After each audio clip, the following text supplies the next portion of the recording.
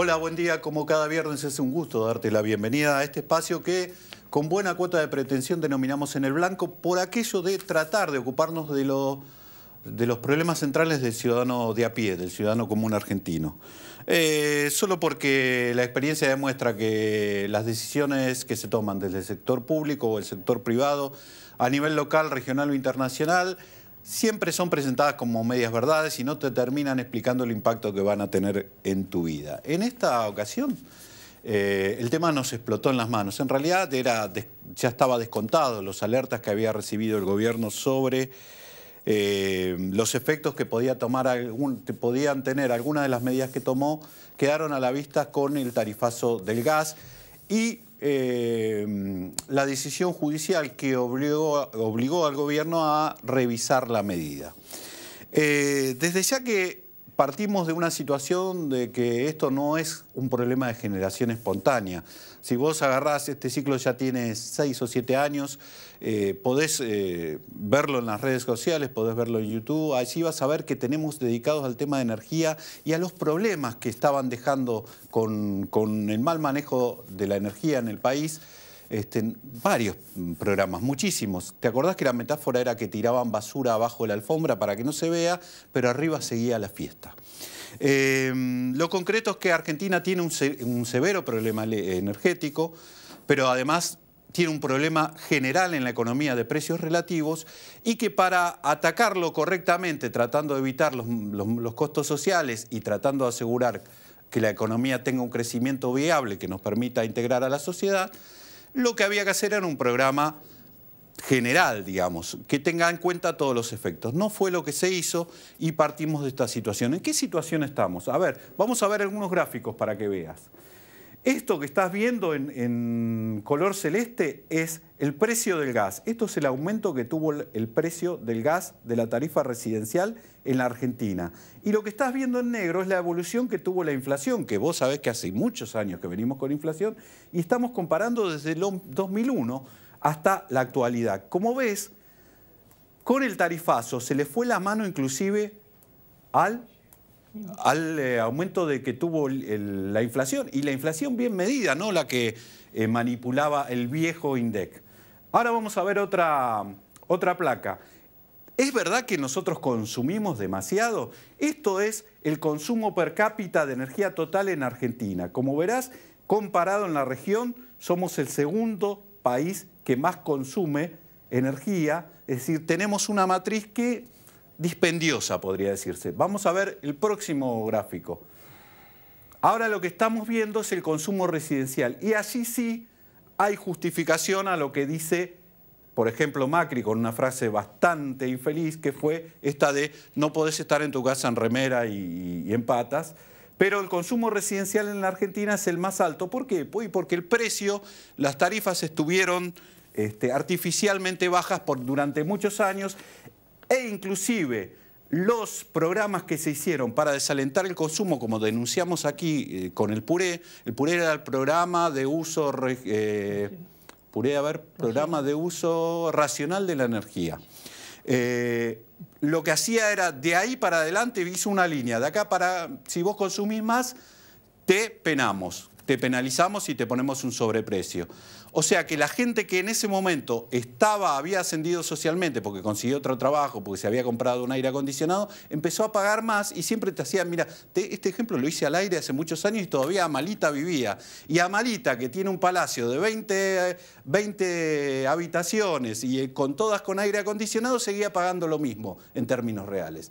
Eso en un gobierno que te decía que en realidad estaba alentando el ascenso social, para que veamos cómo a veces las palabras o los títulos esconden algunas cosas.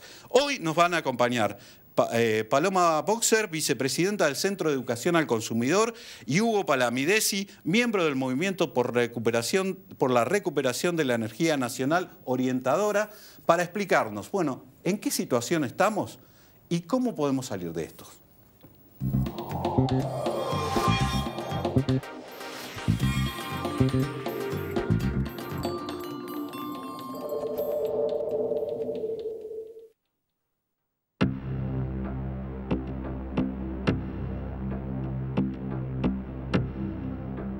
Rofex, Innovación continua al servicio del mercado de capitales.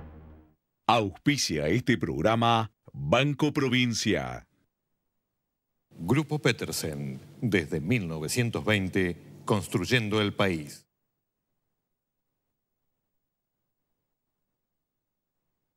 El alimento es vida y exportarlo es crecer. Es bienestar para todos. Con tecnología, inversión y trabajo, el complejo cerealero oleaginoso realizó el 37,5% de todas las exportaciones argentinas del año pasado. Alimentos argentinos para el mundo. Cámara de la Industria Aceitera de la República Argentina y Centro de Exportadores de Cereales. Que te ayuden. Que estén ahí cuando lo necesitas. Que te den una mano. Y te puedas levantar. Así pensamos quienes hacemos un banco siempre dispuesto a darte una mano. Porque es un banco solidario. Banco Credicop Cooperativo. La banca solidaria.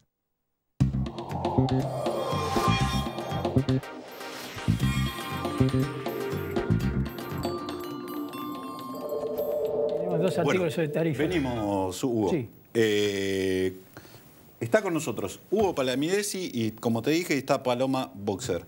Siempre la primera cosa es, ustedes vieron la presentación, vieron el editorial de alguna manera, si tienen algo que objetar o que apuntar al respecto de lo que hemos dicho hasta aquí. No, objetar no, presentaste un panorama bastante claro, ¿no? Nos parece que acá hay dos verdades que son casi inexorables. Una es que la Argentina vive una crisis energética, producto de muchos años, no solamente los últimos, sino muchísimos años de malas políticas públicas en el tema. En la Argentina falta gas, falta energía eléctrica también, pero hoy nos ocupa la energía gasífera, falta gas. Esa es una verdad que nadie la va a negar. Ahora, tenemos otro problema, que es que con la última suba, también los consumidores nos estamos enfrentando a la problemática de que están llegando facturas que no podemos pagar. Y ahí está el quid de la cuestión, nos parece. ¿Cómo hacemos para subsanar la crisis que tenemos, pero sin que el consumidor tenga que dejar prácticamente de cualquier otro tipo de consumo, salvo pagar las facturas? Da la sensación de que el remedio que intentaron fue tan groseramente simple que generó estos problemas, que es, le estamos vendiendo, están pagando poco, bueno, les vamos a subir el precio. Eso, digamos, para ese razonamiento, la verdad, sinceramente, deja al descubierto que lo que dice el gobierno nacional, que trabaja en equipo, qué sé yo, parece no haber sido verdad en este caso, ¿no es cierto? Porque no puede ser que a alguien se le ocurra, bueno, y lo vimos con lo que pasó con los clubes sociales, que no tenga en cuenta que no hay un universo homogéneo, sino que hay distintas realidades, empresas pequeñas, consumidores de un tipo, consumidores de otro, y sin embargo eso pasó. Sí, a nosotros lo que nos da la impresión es que fue una decisión que se tomó muy a las apuradas, sin un análisis claro, técnico y social de la cuestión, digamos. Se vio que había un déficit energético y que había un déficit económico. ¿Cómo lo paliamos? Bueno, sacando subsidios y subiendo tarifas. Ahí en la ecuación matemática hay algo que está faltando, que es el bolsillo de la gente. Porque la verdad están llegando cifras de hasta 24.000 pesos, hemos visto, pero sobre todo las más preocupantes son los usuarios pequeños. El que pagaba 50 pesos, que hay consenso en que era una tarifa atrasada y que era poco real, pero esa persona no puede pagar 2.000 pesos. Ya no es una cuestión de que le complica, directamente no puede. Después te voy a pedir ejemplos puntuales respecto de eso, pero déjame permitirle a Hugo, a ver, bueno, ¿qué observación tenías respecto, porque tal vez tenés alguna...? No, nuestra observación es parte de una visión muy larga. Nosotros hemos denunciado que este sistema en general, independientemente de las condiciones, bueno, salvando las condiciones estrictas de hoy, viene de mucho tiempo atrás y que realmente atrás de este problema, digamos, del tarifazo y de la irracionalidad de las tarifas que veníamos arrastrando y demás, tiene su origen en una política que viene desde la época del menemismo. Es decir, del momento en que se partió, digamos, de la premisa de que el mercado iba a resolver todo, se privatizaron las empresas estatales cuando no se las desguazaron, se dividieron las empresas de una forma totalmente irracional, es decir, lo que hacía gas del Estado por sí sola en todo el gas, ahora tenemos 8 distribuidoras, 22 generadoras, entre comillas, de gas, porque el gas no se genera, simplemente se distribuye en general, se produce muy poco. Y entonces acá hay una cuestión de fondo que es la que nosotros hemos planteado. Hemos sacado ahora una carta abierta al presidente Macri, planteándole esta situación, que viene a repetir prácticamente la misma carta viene a repetir la carta que el Moreno le hizo al presidente Kirchner en el 2003, planteándole que en este sistema nos íbamos a quedar, íbamos a ir a la ruina, íbamos a ir a una situación que es la situación actual. Aclaremos, Hugo, que cuando decís Moreno no te estás refiriendo al ex secretario del ministro de Interior, sino al grupo. No, ¿sí? Vamos a repetir acá el anuncio del Movimiento por la Recuperación de la Energía Nacional Orientadora. Vos, y que realmente esto es la consecuencia de todo eso. Y ahora, la consecuencia es, nos quedamos sin energía, nos quedamos sin reservas, hay un déficit físico, digamos, de energía, hay un déficit económico. Ponele cifras a eso. ¿Cuál es el déficit energético hoy y cuál es el mayor problema? El déficit energético básicamente es que tenemos prácticamente un 30% menos de gas, estamos produciendo un 30% menos de gas del que se consume. Que consumimos. Que evidentemente ha habido un aumento del consumo. Yo de las cifras del consumo residencial creo que hay que ponerlas en contexto, porque a veces se compara con otros países. Y nosotros tenemos otra constitución social, a pesar de ser países vecinos, y tenemos otra tradición. En la Argentina hay gas para la gente desde el año 1949. ¿Por qué nos hemos quedado sin gas? Bueno, ahí está un poco la explicación. Claro, vos decís que la matriz no es... Estamos comparando peras con manzanas. Estamos comparando tarifas sin claro, Brasil, por ejemplo, no tenía gas domiciliario. Claro. De cualquier manera, eso era de todos los combustibles, pero pero también hay una incidencia claramente además, de eso que puede distorsionar la cifra. Además es la matriz social, es decir, acá tenemos más, comparativamente, por ahí más hogares en condiciones y con cierto consumo de energía cualitativamente superior a los de otros países. Digamos, eso hay que tenerlo en cuenta, pero porque de repente se han creado las condiciones, le han metido a la gente aire acondicionado al rolete, le han metido a la gente autos al rolete, y bueno, y esto es lo que no está entrando, digamos, no entró en la política energética desde entonces. De lo que gastamos, de lo que consumimos de gas, nos falta más o menos un 30%. Hay que contar que el gas, el problema también es que no hay posibilidades de acumular demasiado gas, de guardarlo, digamos, de almacenarlo, y los consumos son muy variados, y este es el problema de las tarifas también hoy, que no hay solo silos para el gas, digamos. Claro, no había antes de los grandes gasómetros, ahí lo tienen todavía en Constituyentes y General Paz, el edificio de donde se acumulaba gas. Pero quiero decir, el problema entonces es ese, porque acá en el momento del tarifazo el problema no es solo que aumentaron las tarifas enormemente, sino que aumentó el consumo porque, bueno... Por el frío, claro, sí, por la diferencia de temperatura. Creo que hace muchos años que, no sé si en la historia hubo casos de que hay 4 grados menos en promedio en estos meses de la temperatura promedio, ¿no? Pero bueno, ese es un detalle, ¿no es cierto? Que también hay que tenerlo en cuenta. Lo que te quiero preguntar conceptualmente es esto... Bueno, vos me dijiste, lo del 30% menos de gas. Petróleo hay suficiente. Acá, vamos a ceñirnos al gas. Claro. El gobierno optó por subir el precio, la tarifa. Sí. Inclusive la subió más alto de lo que nosotros le estamos pagando. El otro día leía, y decime si es correcto, que a Bolivia le estamos pagando por la importación menos de $4 el barril. No sé si baja tanto, pero está un poco abajo de lo que se está pagando. Y el precio promedio del mercado local pasó a ser $4.80. O sea, estamos más alto que... evidentemente buscaron un incentivo de precio para ir por el lado de la exploración y para generar. Ahora, ¿alcanza con eso? Porque si no, si fuera tan fácil es... Hay dos cuestiones. Después viene la discusión de si hay que trasladárselo a todos como se lo trasladó, que eso lo vamos a ver ahora. Hay dos cuestiones. Mientras se hace eso, se está pagando el petróleo a las explotadoras, también, digamos, a las extractoras, a las empresas que lo extraen, se le está pagando $60 y pico, mientras que en el mercado internacional está 40 y tanto. Entonces, sí, estamos subsidiando desde hace evidentemente que estamos dando el subsidio, digamos, sacándoselo a los consumidores y pasándoselo a las petroleras. Eso por un lado, ¿no es cierto? Y bueno, y básicamente... ¿Pero se sale solo con el incentivo de precio de este problema? ¿O en realidad, porque vos planteabas el problema es que hay que rediseñar la política argentina? La política energética, quiero decir. Pero cuando usted tiene que aplicar un remedio ante un problema muy grave como es desde el punto de vista económico, señor, agarre toda usted es economista o sabe bastante de economía. O por lo menos, sí, sabe bastante de economía. Sabe que hay que recorrer toda la cadena de valor. ¿Cómo llegamos al precio del gas? Si usted lo trae a mi colega Gustavo Calleja, le va a decir que en la época, en el año 80 y tantos, en la época de Alfonsín, el gas dependía de YPF. YPF era la principal explotadora y sigue siendo bueno, ahora hay alguna más, pero depende de las petroleras, porque el gas sale de alguna manera a la misma lugar. Y ahí hay un componente que seguramente ellos lo deben estar viendo, que aumentaron las cargas impositivas sobre la tarifa del gas. Esa es otra, también, ¿no es otra cuestión. Pero perdón, que termine la cuestión.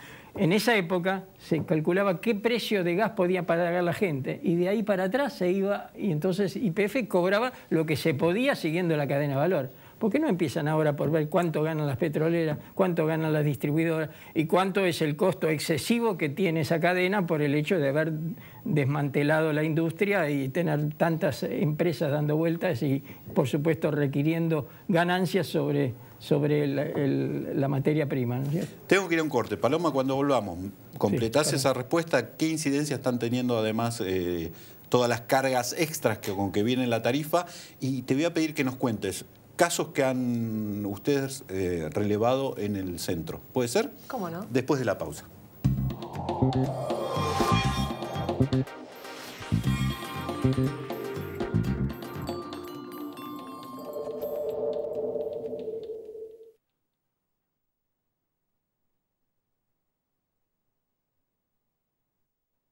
¿Sabías que podés tener el Banco Ciudad en tu celular? Hacé transacciones. Localizá cajeros. Pagá todo. Recargá tu celular. Nueva banca móvil del Ciudad. Bájate la app y disfruta. Banco Ciudad. Te quiere ver crecer.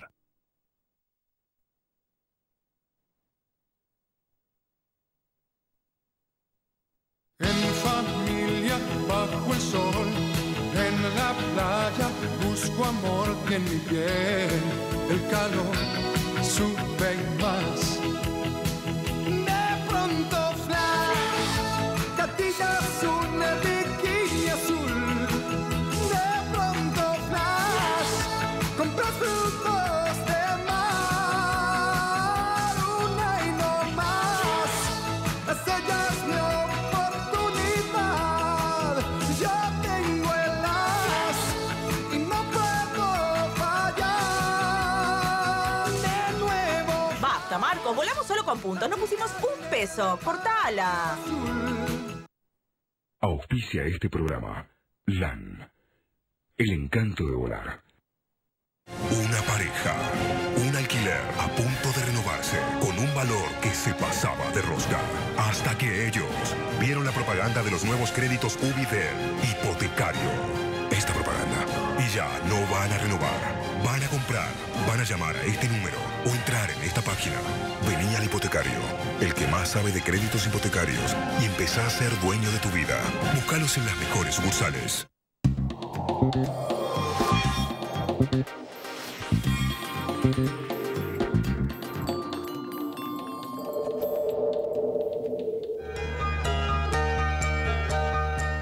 Bueno, Paloma, ¿tuviste tiempo para pensar la respuesta? Sí, Javier, no aumentó la carga impositiva de la boleta. Los impuestos que había antes son los mismos impuestos que hay ahora. ¿Qué pasa? Sí subió la recaudación fiscal, porque los impuestos son un porcentaje, con lo cual, si sube el precio tarifario, si sube el cargo fijo... No es lo mismo el 10% de 2.000 que el 10% de 200, obviamente. Entonces, la incidencia termina siendo, notándose ahora, de algo que antes, cuando las tarifas estaban muy bajas, pasaba inadvertido. El neto de lo que recauda el Estado a partir del nuevo cuadro tarifario es mayor. Porque además, recordemos, acá no hubo solo una quita de subsidios. Se quitaron los subsidios al consumidor, pero sobre todo subió el precio mayorista. ¿Qué quiere decir el BTU? El gas. Claro, el precio lo que del gas refería recién. Subió el precio y subió el precio la distribuidora y la transportadora. Estas tres cosas se conjugaron y por eso es que estamos viendo que a los domicilios llegaban facturas tan altas, ¿no? Bueno, creo que ahí está lo que estás explicando, es cómo sube el precio en toda la cadena. Digamos, cuando se hace, el gobierno decide el aumento de precio, no se da cuenta, o quiero creer que no se dieron cuenta, o si no, realmente hay que pensar en que tienen otros intereses, que va impactando en toda la cadena y se va potenciando hasta explotarle al consumidor final. Sí. Es lo mismo que pasó cuando hicieron el aumento de tarifas de colectivos y de transporte público, porque todo el mundo sabía que estábamos con tarifas artificiales, pero si anunciaste que ibas a hacer un boleto modal, que el trabajador se podía subir al tren, bajar del tren, subir al subte, bajar del subte y tomar el colectivo y pagar todo con una tarifa única al final del viaje, vos hacías el aumento con la tarifa modal y no le impactaba una vez. En cambio, como lo hicieron, le impactó ahora 3 veces. Triple. Claro, y en lo que vos describís pasa lo mismo. Bueno, y ni siquiera nos metamos con el tema de cómo influye el aumento tarifario en la inflación, ¿no? Porque el comercio que le sube la electricidad tiene que subir el precio del yogur. El transportista que le sube la nafta también tiene que subir el precio de la mercadería que vende. Y lo mismo pasa con el gas. Cuando suben los insumos básicos, los servicios públicos, esto genera un aumento escalonado de precios. Sí, en cadena, digamos. Hay un efecto mariposa. Digamos. Afecta al consumidor en múltiples instancias. Contanos los dos casos, las dos denuncias o las dos presentaciones que recibieron de usuarios que más te impactaron. Bueno, me acuerdo de una factura que vi de 24.000 pesos. Por supuesto era una casa grande, pero la familia de todos modos no podía hacer frente a esa suba. ¿Por qué se dio este caso? Porque al hacer más frío este invierno que el invierno pasado, muchos usuarios consumieron más gas y subieron de categoría. ¿Qué quiere decir esto? Cuando uno consume más gas, no solo paga más porque está consumiendo más, sino porque el precio de la unidad de medida del gas que consume también es más caro. Entonces, al subir de categoría es cuando vemos estas facturas que quizás subieron o triplicaron o quintuplicaron el precio de lo que tenían el año pasado, con aumentos de hasta 2000%. Ahora, y esta pregunta va para los dos, ¿sí? ¿Cómo toman esta...? Veamos la placa de la decisión que anunció el gobierno, ¿sí? Hicieron una conferencia de prensa, estuvieron reunidos porque se lo ordenó la justicia, les desbarató toda la justicia, entonces reunieron, intentaron convencer a la Corte de que les valide cualquier cosa, no la convencieron y anuncian tope a la suba 400% retroactivo al 1 de abril, que había sido anunciado para el precio del gas y ahora es para la factura, para el total de la factura. Exactamente. O sea, a ver, yo voy a pagar, la explicación fue, yo voy a pagar lo que pagué el año pasado, en el mismo periodo, a lo sumo el tope va a ser por 5. Si yo estoy cerca de ese tope porque consumo mucho, en realidad me están diciendo, y de ahí en más gastá lo que sea, porque total te vamos a asegurar que vas a pagar. O sea, se acaba el incentivo al ahorro. Ese era el tema. ¿Es una buena señal y que en esta situación? Argentina necesitaba disminuir su consumo gasífero por una cuestión de que no alcanza. Ahora, ¿alcanza eso el garrote del precio? El que te llega una factura que no puedes pagar. Nosotros consideramos que no, sino que es el Estado el encargado de ahorrar. El Estado durante años, con sus políticas tarifarias y con sus políticas energéticas, fomentó el derroche.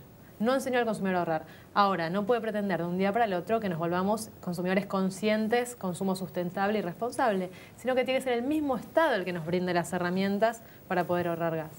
Y de cualquier manera, las tarifas segmentadas, es decir, digamos, con categorías, realmente son razonables de cierto punto de vista y digamos, deberían estimular el ahorro. Lo que pasa es que realmente si eso no se cruza de alguna manera con el perfil del consumidor es malo, porque no sé quién decía, Margarita Fortabad, ¿no es cierto? Decía, bueno, pobre, la traemos a colación, porque yo la usé en aquel momento cuando empecé a advertir de los estímulos, en realidad que eran... digamos, el discurso iba para un lado, pero la política iba para otro.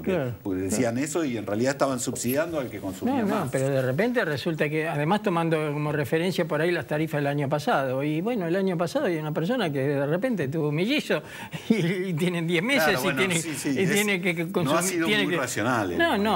Es difícil evidentemente, pero así como tienen realmente bases de datos suficientes para perseguir a los consumidores y sobre todo a los aportistas, digamos, la FIP, esa base de datos habría que usarlas para realmente, al contribuyente, esa es la palabra que me faltaba, realmente podrían usar de alguna manera para poder distribuir racionalmente las cosas. Y diseñar mejor el impacto de las Pero políticas. Básicamente partimos de la base que no puede ser que sea el consumidor el que esté, digamos, financiando toda la vuelta a la racionalidad, llamémoslo así. Ahora, porque además hay una cantidad de cosas, no solo los costos, en los costos se está metiendo también la inversión que hace falta para recuperar las empresas tienen que darse cuenta. Decían, me van a pedir mejorar la infraestructura, por ejemplo, la distribuidora, los cables y demás. Entonces, son los costos normales, los costos corrientes directos, y más la inversión y más, entonces, de repente, los valores se van a cualquier lado y siempre se lo tiran al fondo de la cuestión, que es el consumidor. Te voy a pedir que sea lo más conciso posible, pero te pregunto esto. Si puedo. Porque el tema es, nosotros decimos, en la Argentina hay gas, pero sabemos que buena parte está en vaca muerta. Si yo te digo en esta emergencia, ¿hay posibilidad de extraer más gas en la Argentina? Porque hay pozos que fueron subaprovechados durante años porque no querían, digamos, lo que le pagaban al productor local era menos de lo que le pagaban al tipo de afuera, le pagaban a Bolivia o le pagaban a donde compraban. Ni hablar del gas en barco, ¿no es cierto? Que se paga a niveles de 16, 17 dólares. Sí, se paga.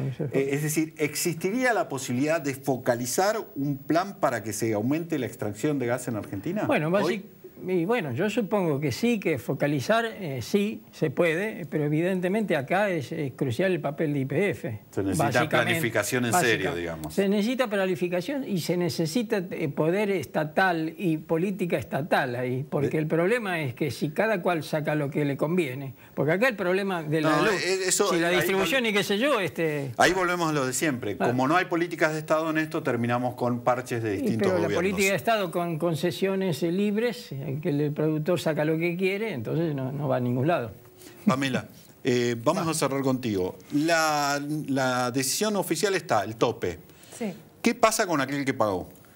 Bueno, ¿qué pasa con aquel que pagó? Con el tope todavía están dudas, porque recordemos que está judicializado el aumento y que recién en agosto la Corte Suprema se va a expedir sobre el fondo de la cuestión, que es la constitucionalidad o no de los aumentos. ¿Por qué? Porque estos aumentos se hicieron sin audiencia pública, que es lo que dictamina nuestra Constitución. La ley. Con lo cual, al que no pagó no tiene que pagar hasta que la Corte Suprema se expida, que eso va a ser primera o segunda semana de agosto, como temprano. Y al que ya pagó, que no se preocupe, que cuando todo este tema se resuelva, en caso de que haya pagado un excedente, las empresas se lo van a tener que devolver. ¿Y el que no pagó?